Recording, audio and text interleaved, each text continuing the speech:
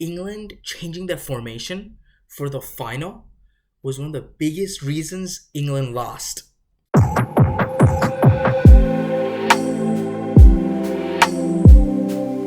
Hey guys, welcome to another video. In this video, I want to talk about the analysis after the game. I made a video before on the analysis before, just because I was so excited. And this game was absolutely unbelievable. I had so much fun watching it. First of all, it was really tight. No games disappointed in the Euros, but this one, the added stress. England coming back for the second time. Spain trying to win after they won in 2012, right? So 12 years after, trying to win with a completely new squad. And it did not disappoint. When Spain got the first goal, I was so excited. But when Cole Palmer got his goal, I was really sad. I can't believe they came back. But I knew they would come back. England have been really good at the dying minutes. But when they got the second goal, Spain, I was out of this world. I went, oh my God. I can show you. I was wearing a shirt, and I was so excited that I tore that shirt in half. The shirt's gone. I just tore it. My parents and my sister were like, what is wrong with you? That is insane. So let's get started. The Spain lineup. The Spain made two changes. One on their center back, Delay Normand and Carvajal. Carvajal was 100% sure. I knew he was coming back. He was been really solid.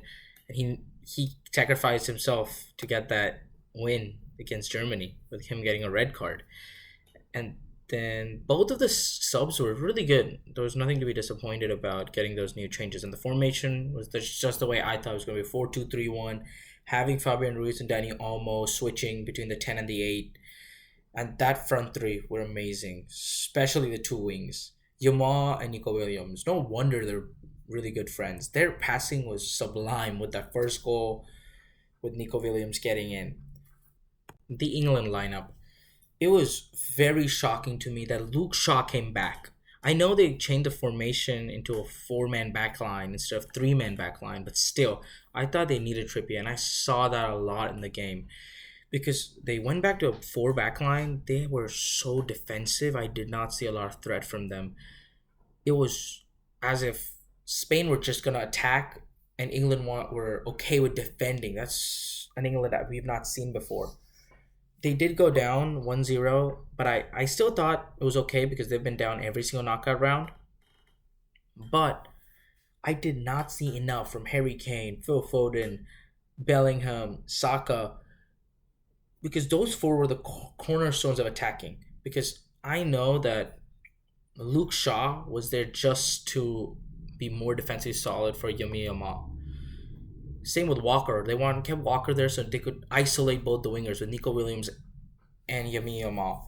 But that means the big boys have to step up. And I did not see any of them step up. Harry Kane especially, he did not step up at all. Phil Foden, Bukayo Saka, Jude Bellingham.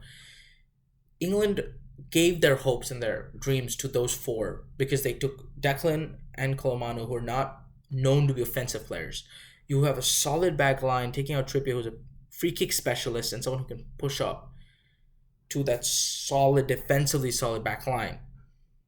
And that's why I think they were inviting trouble, because those four haven't been in good chemistry throughout the tournament. That is why I think it was a wrong decision to put that and they should have put their original formation, allowing more stretch in the ball, allowing more space, because Bellingham could be playing at the 10 with Foden, allowing Trippier and Saka to spread the play, stretching the Spanish defense. And that's why I think it was a wrong decision.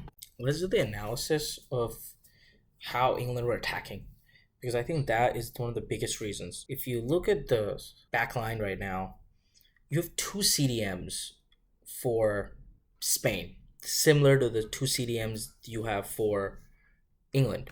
But the big difference is Fabian Ruiz pushes up completely, similar to how we saw Dani Olmo, who switches and then also pushes up. But in the England backline, both these CDMs, none of them push up. They play true center defensive midfielders, meaning there's a lot of attacking problems because there's four on the back line for Spain, and there are four on the front line for England. It means a one for one man. And then Rodri becomes the X factor. Being the best CDM in the world, he's so easy. He can pick out Bellingham, or he can pick out Kane if one of the players are in trouble, allowing him to cover for a lot of that back line. That also allows Fabian Ruiz to push up, allowing for a lot of defensive problems that England we already saw they had, but also the problems of midfield. The midfield was completely Spain because of the things I just said. One of the things for when we look at the Spanish attack versus the England defense, you look at a 4v6, and you would think, according to my last analysis of the England attacking line and the Spanish defensive line, England should have an advantage. That means England should be able to have a solid defensive line. But that didn't happen. Anyone who watched the game, y'all could see that England were absolutely not being able to keep the ball. It was so hard for them to keep Spain at bay. And one of the reasons why I see that is because it's not a 4v6, it's a 5v6 because Fabian Ruiz comes in. But that extra man advantage does not exist when players start switching really quickly and getting into space with speed and aggression. That's what we saw with Dani Olmo and Fabian Ruiz. Dani Olmo was in open positions a lot. That means Declan Rice, Kolo Muani, John Stones, all three of them need to communicate and see where is Dani Olmo and Fabian Ruiz and who to mark at which time. Because of them moving so quickly and getting into these positions of space, we saw a lot of problems.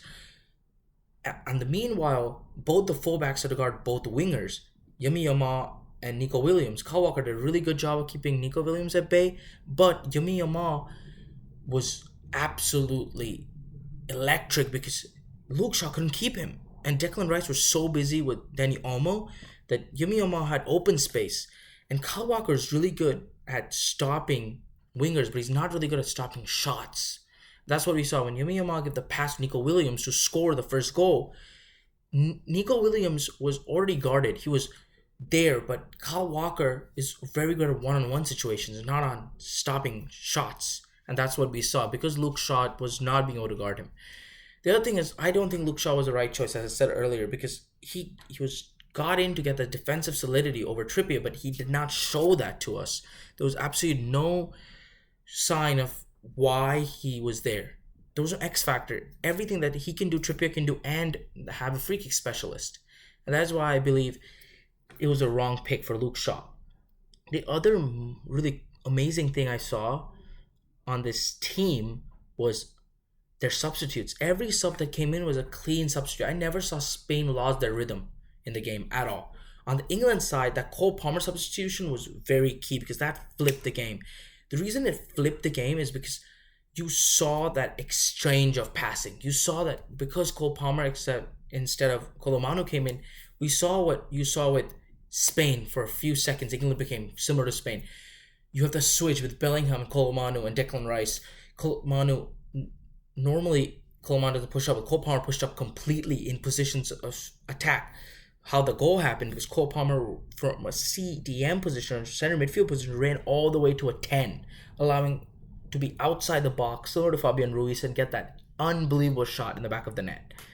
And that is why I think we needed that flip of either putting Trippier or Luke Shaw for spreading the attack or having Cole Palmer or someone on the center midfield, because I think having two CDMs put England in a very bad start because they were already not only in a deficit, that means they don't have one attacker to push up, but they're very okay with holding back and piling on pressure. And history hasn't proven England to be a side that's good at that. Netherlands are one of them, Switzerland's the other, who have been okay with piling on pressure on the back line, but England just don't have enough stats and concept of proof for you to do that in a big final.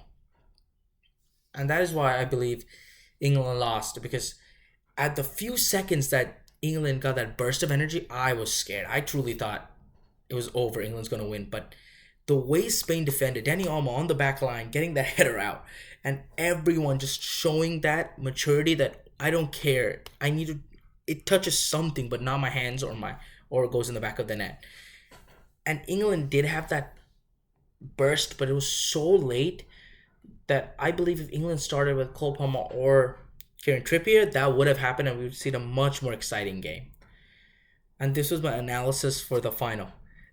Thank you so much for watching. Please watch my last two videos. One, I did an analysis of before the final, the analysis if y'all want to watch it, and the other one was why motivation is so important. And I'll see y'all next time.